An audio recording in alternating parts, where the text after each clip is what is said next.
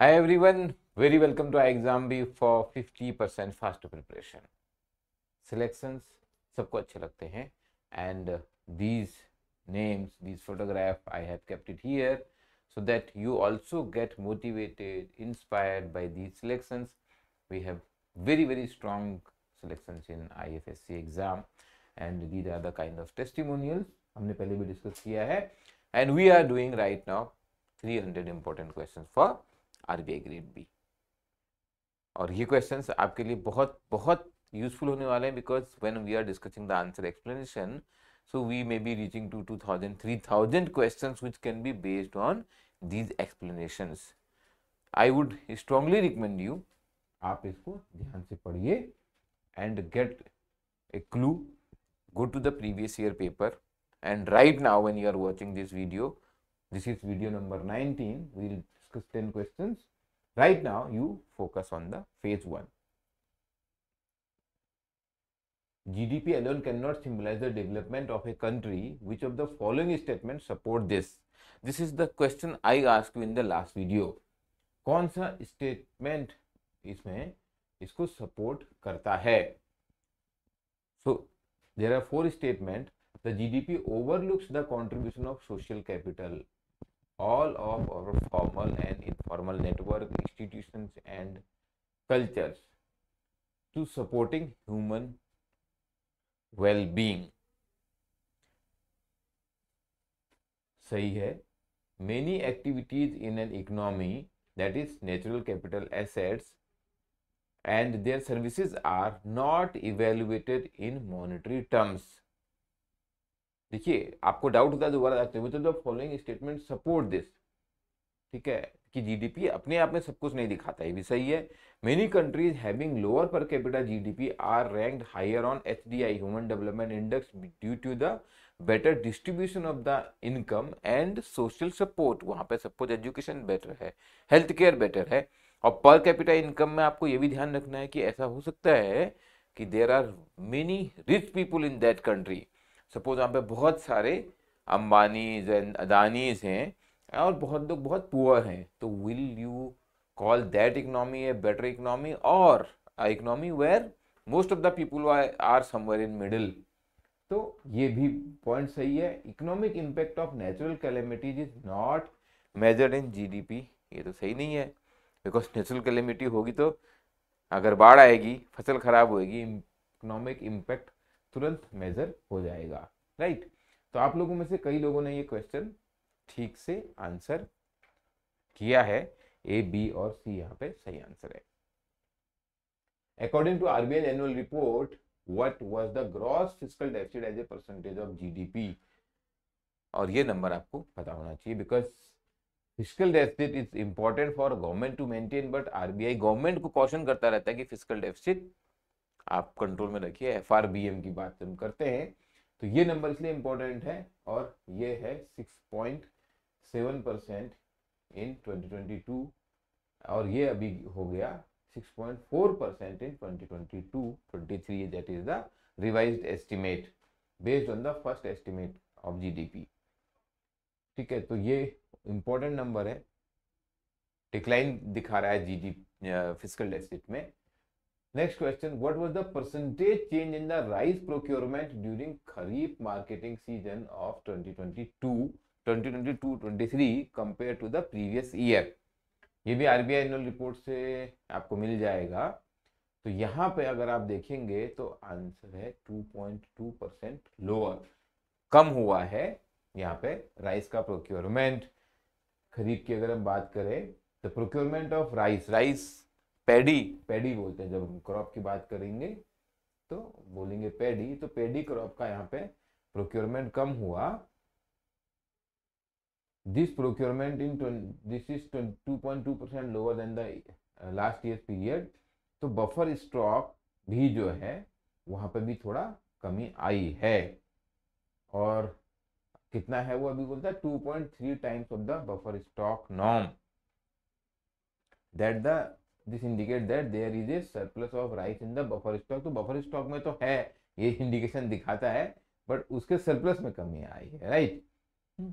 So procurement of rice, which is of course the major crop, सबसे ज्यादा food grain किस में होता है, राइस में प्रोड्यूस होता है, और कितना है वहां पे 492.2 लाख टन। दूसरे नंबर पर आएगा wheat.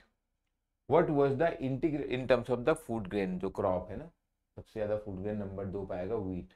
What is the integrated PMGKY scheme. तो ये 5 ऑप्शन में नहीं पढ़ रहा हूँ for the interest of the time, but government scheme important है और आपको उनके फुल फॉर्म और मेजर अगर कोई उसमें इंपॉर्टेंट चीज़ है वो पता होना चाहिए। काफ़ी डिटेल्ड आंसर एक्सप्लेनेशन है, आप वीडियो को पॉज करके भी पढ़ना चाहे तो पढ़ सकते हैं, बट ये स्कीम है to provide free food grains to beneficiaries under NFSA। तो हुआ क्या यहाँ पे, जो हम पहले भी बात कर रहे थे कि due to the low yield and Russia Ukraine crisis, जो वॉर हुआ, क्राइसिस आया उसके चक्कर में, उसके बाद government impose restrictions on wheat and wheat based produce export. तो एक्सपोर्ट कम हो गया and also implemented export duties on non basmati rice. Additionally, government continued e-auctions to sell 3.4 million tons of wheat from the central pool stock. This was done to curb inflationary pressure caused by wheat supply कम हो गई थी, तो government अपना stock release किया।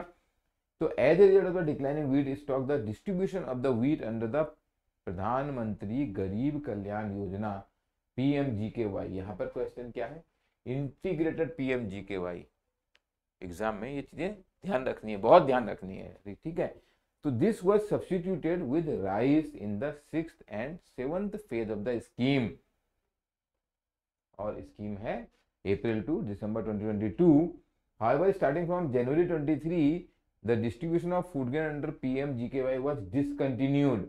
Instead, क्या कर दिया गया इसके बदले, integrated PMGKY scheme was announced, जिसमें आपको rice, wheat and other coarse grain मिलते हैं under NFSA, national food security act, और ये 81 करोड़ बेनिफिशरीज को सब्सिडाइज प्राइस पे या फ्री भी कुछ लोगों को उसमें जो है ये मिलता है। तो इंटीग्रेटेड PMGKY के बारे में प्रश्न है। According to RBI annual report, which of the following is correct regarding industrial sector. 23 में इंडस्ट्रियल सेक्टर एक्सपीरियंस ये moderation in growth due to global uncertainties.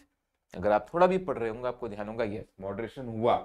The organised manufacturing sector face challenges as raw material cost increase impacting profitability, ये भी हुआ। जो हम बात कर रहे थे, रशिया यूक्रेन वॉर जो हुआ उसके चलते सप्लाई भी रुकी है, और दूसरा फ्यूल कॉस्ट बढ़ने की वजह से ऑयल की इशू आया ना ग्लोबल लेवल पे, यहाँ भी आपकी कॉस्ट बढ़ गई, रॉ मटेरियल की।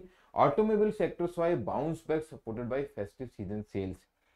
ये शायद आपको याद ना हो, बट ये भी इंपॉर्टेंट न्यूज आइटम था, because automobile is a big sector when it comes to the manufacturing, और यहाँ पे ऑटोमोबाइल बाउंस बैक किया था, यहाँ पे फेस्टिव सीजन सेल हुआ था, तो इससे थोड़ा सा सपोर्ट मिला। तो यहाँ पे all of the above is the right answer. The currency paradox refers to, क्या है currency paradox? Simultaneous growth of physical currency and digital payment, decline in physical currency due to the rise of digital payment, the preference of digital payment over physical currency, the absence of cash withdrawal during the COVID, the decline of digital payment during pandemic। तो अभी जैसे ये कुछ होते हैं ना option elimination, मैं हमेशा बोलता हूँ आपको, तो आप ऑप्शन एलिमिनेशन से बताइए, इसमें 2 से 3 तो एलिमिनेट कर सकते हैं ना, तो आपका ऐसे करके फिर आंसर इजी हो जाता है। आप यहाँ पे आपको मालूम है पेंडेमिक और ये सब कहाँ होगा, कि ये भी और ये भी क्यों होगा, ठीक है। पैराडॉक्स वर्ड सुन के आपको लगेगा कि यार preference of digital payment over physical, इसको पैराडॉक्स बोलेंगे क्या? पैराडॉक्स तो तभी है जब दोनों की ग्रोथ हो रही है। तो ऑप्शन कभी आपको बी में कंफ्यूजन हो भी, तो अदरवाइज इतना कंफ्यूजन था नहीं इसमें, ठीक है। जब दोनों फिजिकल और डिजिटल पेमेंट दोनों में ग्रोथ हो रही है, अब आप सोचेंगे ऐसा क्यों हो सकता है? ऐसा हो सकता है, इकोनॉमी में ग्रोथ हो रही है, लोगों को पैसा ज्यादा चाहिए, ठीक है, तो उसमें parallel growth of both physical currency and digital payment method. It may seem contradictory, but this is why it is currency paradox. COVID-19 pandemic has further highlighted this paradox as cash demand increased despite of the growing popularity of the digital payment. In India, you must be knowing, while digital payments through the UPI saw significant growth, the amount of the currency in circulation in relation to the country GDP also increased. So not only the total volume of the currency has increased, but if you compare as a percentage of GDP, so there also we are seeing an increase in the currency in circulation. This phenomenon is not unique to India and has been also observed in other countries since 2007. The persistent preference of cash can be attributed to the factors low opportunity cost, interest rate associated with the holding currency, the need for precautionary saving during the uncertain time.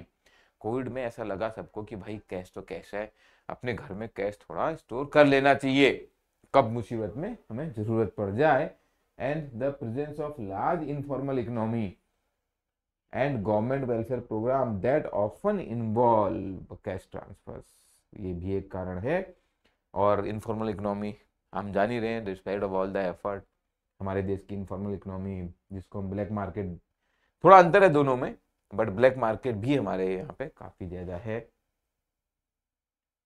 तो cash उसमें चलता है. Digital payment government promote करा रही है.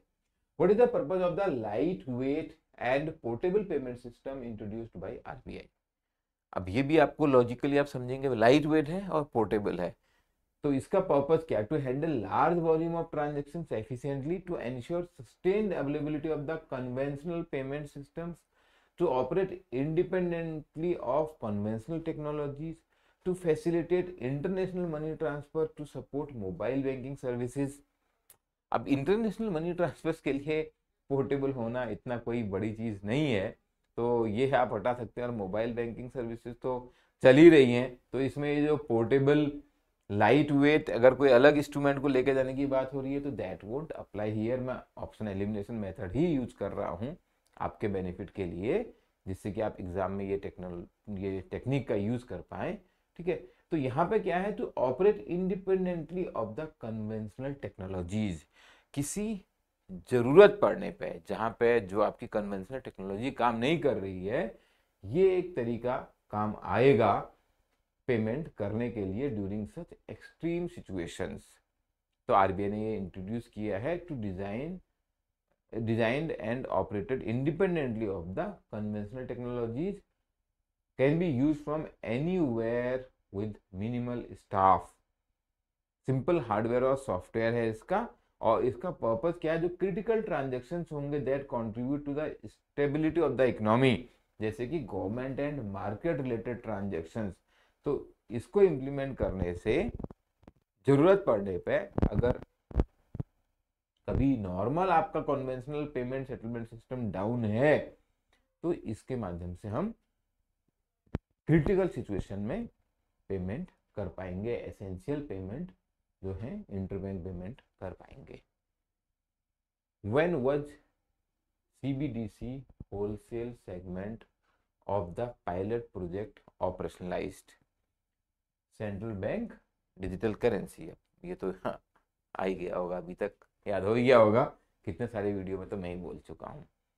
ये straight forward question है, तो इसमें आंसर है आपका नवंबर 2022 आरबीआई ने जो central bank digital currency by making enhancement in its existing E Kuber system, तो ये ऑपरेशनल किया गया नवंबर 1 2022 को, और रिटेल जो है दिसंबर 1 2022 को.